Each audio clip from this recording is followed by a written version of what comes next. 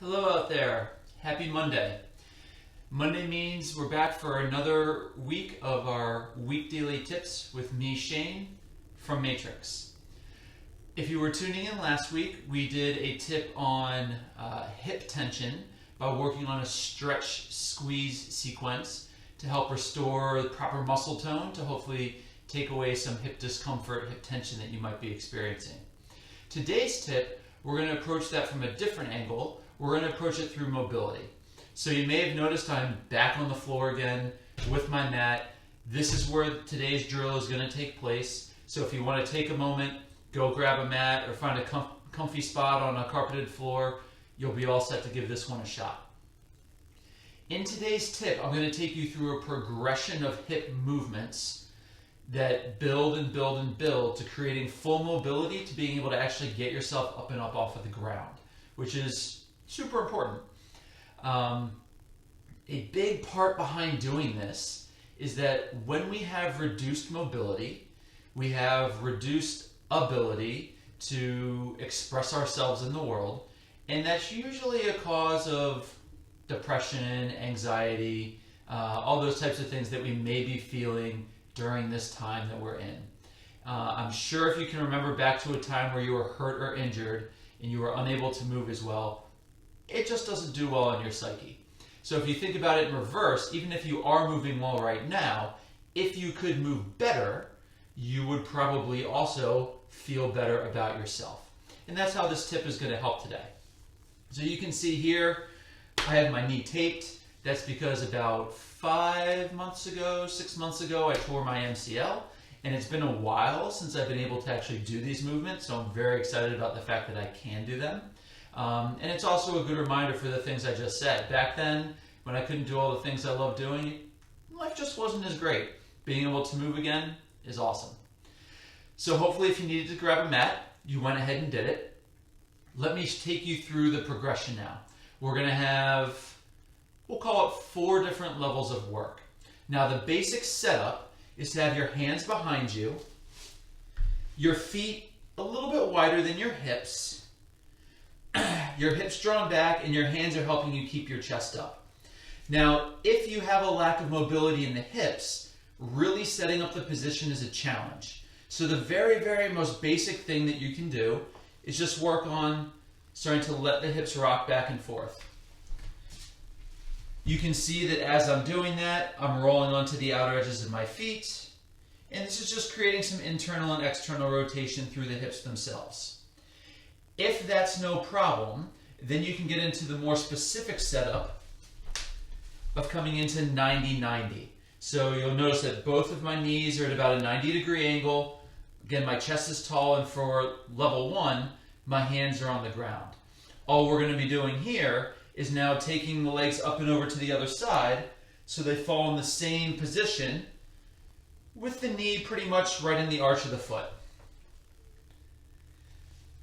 When you're doing this, what feels really good to do is actually to kind of drive the pelvis forward as you're rolling in, if you have that ability to get the knee down, and you'll feel a nice additional little stretch through the hips as you do that.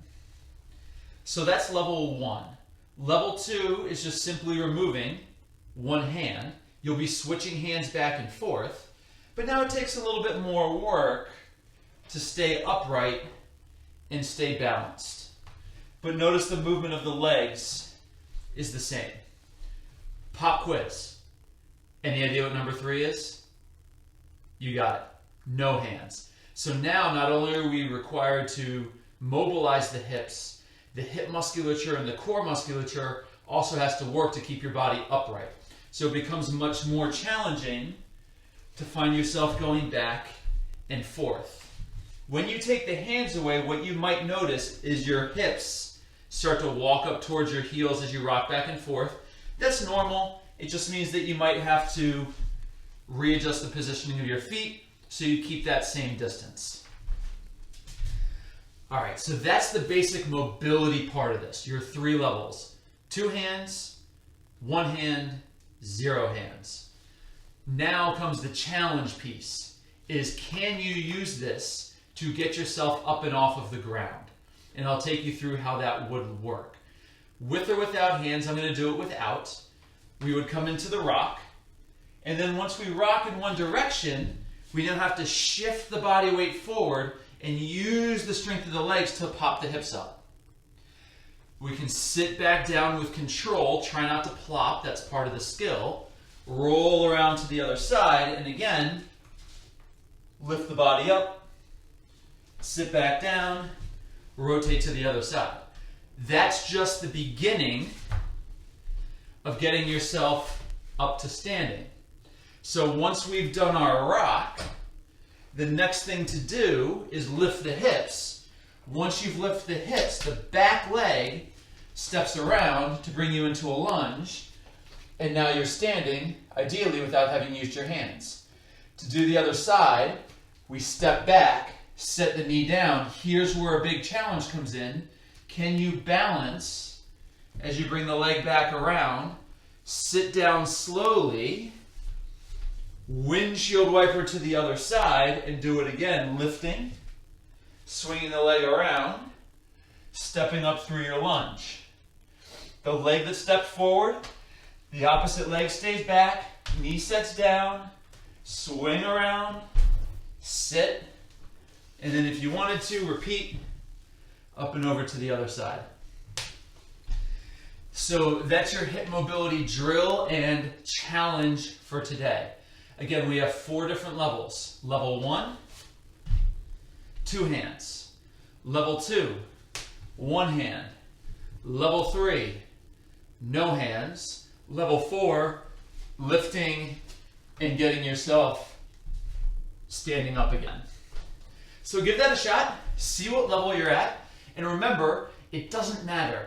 You're just setting a baseline for your current level of mobility. If you then start practicing this windshield wipering, this hip lifting for just a couple minutes every day, you'll see your mobility really start to increase over time, and you'll hopefully begin to move a lot better, feel a lot better through your hips, and in turn, your overall level of happiness and enjoyment of the world should increase too.